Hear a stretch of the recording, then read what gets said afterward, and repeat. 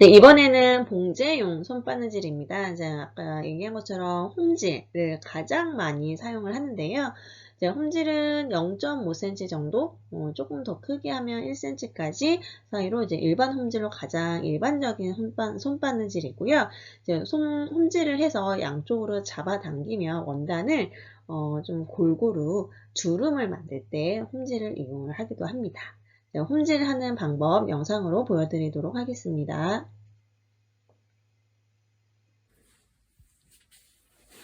네, 이번에는 홈질을 한번 해보도록 할게요. 홈질은 뒤에서 앞으로 하셔도 되고요. 사실은 상관은 없는데 그래도 이왕이면 매듭이 뒤로 갈 수 있도록 뒤에서 앞으로 찌르는 게 좋아요. 시작하는 점에다가 바로 찌고요. 그 다음에 홈질은 한 0.5 정도, 0.3에서 0.5 정도로 놓고 이제 앞에서 뒤로 같은 간격으로 하시면 됩니다. 같은 간격으로 하는데요. 하다 보면은 이렇게 한꺼번에 바늘을 찔러서 여러 번 찔러가지고 하시면 훨씬 빨리 할 수 있겠죠. 전 지금 간격이 한 0.5 정도 되는 것 같은데요. 너무 좀 넓고 조금만 좀 더 천천히 하는 게 좋을 것 같아요. 저는 지금 0.5cm 정도로 일반 홈질이고요. 제가 좀 전에 설명을 안 하긴 했는데 고온 홈질이라고 있어요. 좀 더, 이것보다 더 촘촘하게 할 수도 있거든요. 소매라든지 잔주름을 줄 때 홈질을 많이 쓰는데요. 이렇게 홈질을 하고 나중에 잔주름을 줄 때는 이렇게 당기면 이렇게 주름을 줄 수가 있습니다. 이것보다 더 촘촘한 주름을 하고 싶다면은 홈질을 더 촘촘히 하시면 돼요. 이게 일반 홈질이고 더 촘촘한 홈질은 이제 고운 홈질이라고 하는데요. 한 0.2 내지 0.3 정도로 촘촘하게 합니다. 제가 촘촘하게 해볼게요. 바늘을 고운 홈질 할 때는 이런 식으로 근육 때문에 그림자 때문에 잘 안 보일 것 같아요. 지금 제가 조명을 켰더니 아주 바늘을 왔다 갔다 앞으로 뒤로 앞으로 뒤로 앞으로 이런 식으로 여러 번 하면은 이렇게 홈질을 빨리 할 수 있겠죠. 한 번 더 해보도록 할게요. 앞에서 뒤로 앞으로 뒤로 앞으로 촘촘한 주름을 표현을 할 때, 좀 만들 때 고운 홈질로 하시면 됩니다. 네, 홈질이 바느질 중에서는 가장 기본이에요. 여러분들 바느질 할 줄 몰라도 홈질은 알 거라고 생각이 듭니다. 이렇게 해서 홈질, 고운 홈질 보여드렸습니다.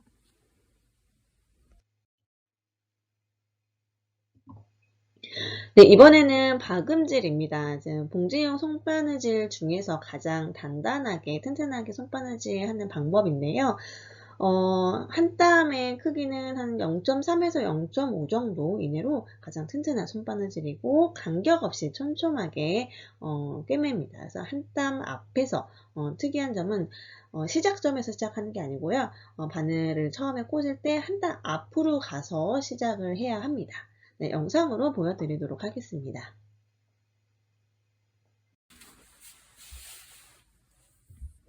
네, 이번에는 박음질을 보여드리도록 할게요. 그래서 박음질은 시작하는 점에 찌르는 게 아니라 한 땀 앞으로 가서 찌르게 됩니다.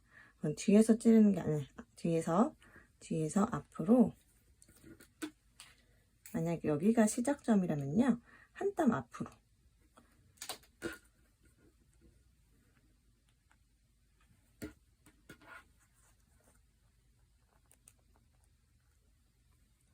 일단 앞으로 이렇게 뒤에서 앞으로 찌르고 그 다음에 뒤로 원래 시작점을 가시면 되고요.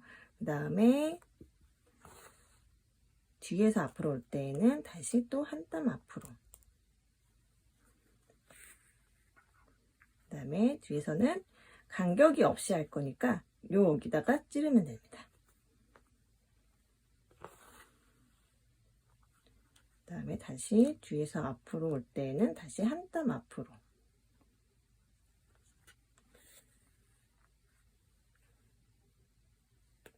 그 다음에 간격이 없이 할 거니까 이렇게 스티치. 그래서 쭉 하다 보면은 멀리서 보면은 일자처럼 보여요. 이게 손바느질 중에서는 봉지를 재봉틀을 대신할 만큼 굉장히 튼튼한 봉제법입니다. 봉제 반 손바느질이고요.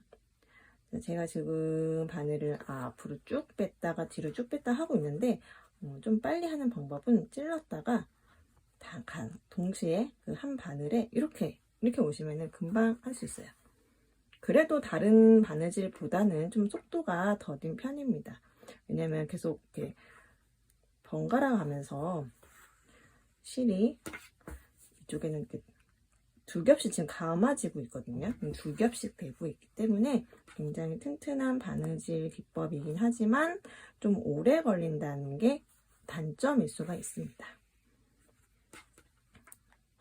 그래서 바늘을 하나 빼고 하는 것보다는 찔러서 같이 한 땀 앞으로 이렇게 오면서 두 땀을 한꺼번에 하시면 조금 그나마 조금은 속도를 낼 수가 있습니다.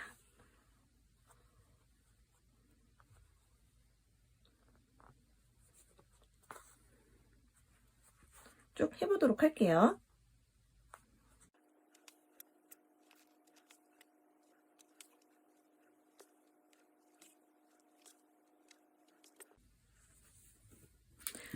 이렇게 하다 보니까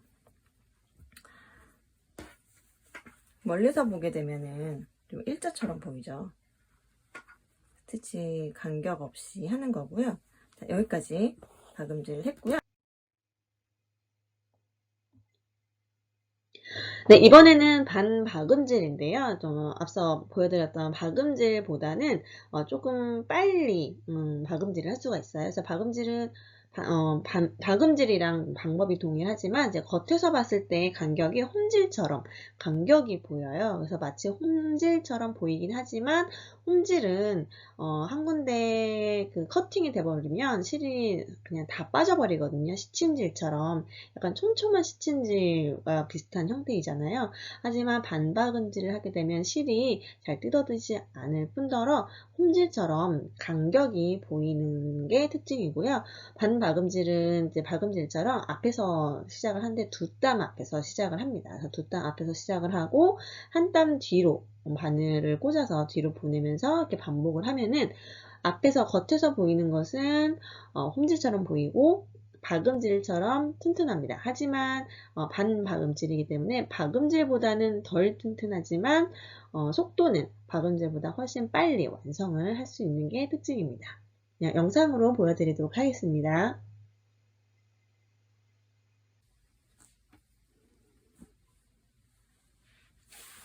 네, 이번에는 반박음질을 해보도록 할게요. 자, 박음질은 굉장히 촘촘하고 튼튼하긴 한데요. 시간이 너무 오래 걸리기 때문에 반박음질도 많이 하는데요. 여기가 시작점이라면 일단 한 칸 앞으로 가서 바늘을 뒤에서 앞으로 찔러줍니다. 그래서 스티치 한 개를 만들어 주고요. 그 다음에 이제 뒤로 원래 시작점에 찔러서 가야겠죠. 그 다음에 이제 앞으로 올 때는요. 앞으로 올 때 원래는 여기로 와야 되잖아요. 근데 한 칸, 두 칸 가서 여기를 찌르게 됩니다. 두 칸 가서 여기를 찌르고요. 그 다음에 박음질은 앞으로 왔을 때 스티치 간격이 촘촘해야 되기 때문에 여기를 찔렀었잖아요. 그게 아니라 여기만 찌르게 됩니다. 한 칸. 그 다음에 앞으로 올 때는 두 칸. 한 칸으로 하고 뒤에서 앞으로 올 때는 두 칸. 그리고 돌아갈 때는 한 칸. 앞으로 갈 때는 두 칸. 이런 식으로 하면 됩니다. 그리고 다시 뒤로 갈 때는 한 칸 가고요. 앞으로 갈 때는 두 칸입니다. 그러면 마치 홈질처럼 됐죠. 홈질처럼 됐지만 뒤에서 보면은 홈질은 반동이래요. 하지만 여기는 실이 이렇게 겹치면서 튼튼하게 됩니다. 반박음질은 그냥 일반 바느질, 일반 박음질이죠. 온 박음질이라고 하는데요. 온 박음질보다는 좀 약해요. 하지만 시간은 반으로 단축을 할 수 있습니다. 반만 하기 때문에 제가 지금 한 칸만 놨는데요. 찌를 때는 뒤에서 찌를 때는 2칸을 가고요. 그 다음에 앞으로 볼 때는 1칸, 뒤에서 앞으로 찌를 때는 2칸. 예를 들어서 5mm면은 5mm씩 하게 되면은 5mm 가서 찌르고, 앞으로 왔을 때는 1cm 가야겠죠. 1cm 가서 찌르고,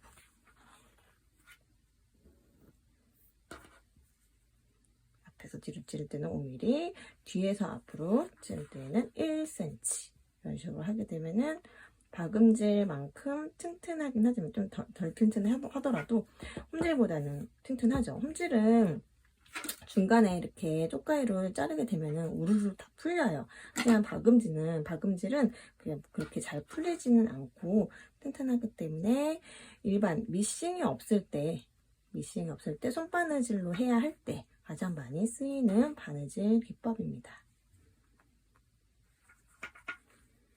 매듭을 지을 때에는 여기서 찌르고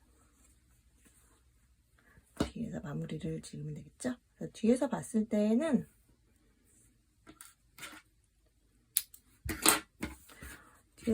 홈질은 뒤에서 봐도 똑같아요. 하지만 박음질은 이게 온 박음질이고 반 박음질이에요. 박음질은 뒤에서 봤을 때는 이렇게 일자로 보이게 됩니다.